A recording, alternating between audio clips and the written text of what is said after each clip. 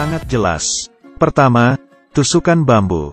1 bambu, 2 bambu, hingga bambu-bambu selanjutnya. Langkah kedua, meletakkan batu bata. 1, 2, lalu semakin banyak. Langkah ketiga, mengikat tali baja dengan jarak 15 cm. Kemudian terbentuk seperti sebuah jaring. Langkah keempat, memperkuat kerangka, diikat dengan kuat. Langkah kelima, menumpahkan semen untuk menetapkan posisi. Keenam, seperti cara tradisional memasang batu bata dan semen. Membangun rumah dengan cara seperti ini. Sebenarnya apa kelemahan dan kelebihannya? Semua ini hanya karena sebuah kata, geografi. Vietnam terletak di Asia Tenggara. Garis pantainya lebih dari 3.260 km. Memiliki iklim tropis, dengan suhu panas dan sering hujan. Kelembaban tahunan rata-rata mencapai 84%.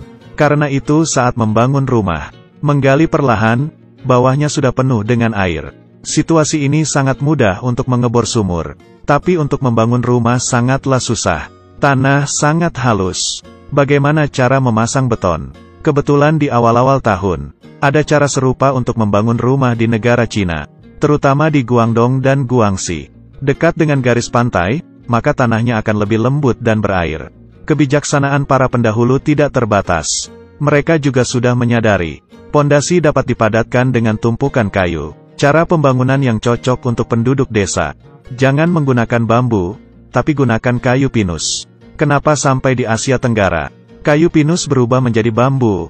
Ini karena perekonomian. Asia Tenggara kaya akan bambu. Dan bambu cukup kuat. Juga tahan air. Seperti direndam dalam air tidak akan menjadi lembek. Karakteristik seperti ini, membuat bahan pembangunan menjadi lebih murah. Bambu pun menjadi pilihan utama dalam pembangunan. Tanahnya lembut dan banyak air. Jadi menggunakan bambu untuk menutupinya. Rata-rata tiap meter persegi ruangan memerlukan 25 bambu. Kepadatan seperti itu, baru bisa memastikan tanah itu tidak bergerak. Setelah bambu menahan tanah, kemudian memerlukan pasir untuk meratakannya. Sampai di sini, sudah menyelesaikan langkah pertama membangun rumah. Tanah sudah dipadatkan, tapi air masih ada tersisa. Ditiup angin pun tidak akan kering, meskipun kalau kering, tidak dapat dihindari bahwa itu akan merembes dari arah lain. Menjadi seperti membangun rumah di atas air. Menaikkan pondasi untuk menutupi bagian air.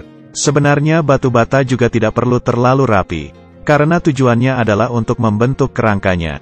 Tiap meter persegi cukup letakkan 9 batu bata. Dan ketinggiannya berpatok pada level air. Setelah langkah kedua selesai. Seperti cara tradisional membangun rumah. Tambahkan kerangka untuk menahannya. Kemudian saat meletakkan semen, merendam semua batu bata. Hingga tidak terlihat bambu, dan batu bata.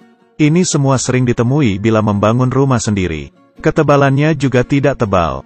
Persyaratan untuk fondasi bangunan bertingkat tinggi jelas lebih tinggi. Biasanya mengebor fondasi yang sedalam 20 meter itu sudah hal yang biasa. Bangunan tinggi 150 meter. Biasanya kedalaman fondasinya kira-kira 1/12 dari ketinggian bangunan. Atau 1/18. Karena itu orang Vietnam menusukkan bambu, dan batu bata. Tidak bisa apa-apa, bila tanahnya keras dan dekat dengan dasar. Mengapa menyia-nyiakan sumber daya tenaga, material, dan keuangan ini? Meski banyak cara yang lain. Tapi bambu dan batu bata adalah cara yang cocok dengan perekonomiannya. Apalagi untuk membangun rumah sendiri di tepi pantai. Tinggi bangunan tidak tinggi, hemat biaya lebih penting. Terima kasih sudah menonton. Yang suka jangan lupa tekan tombol sukanya ya.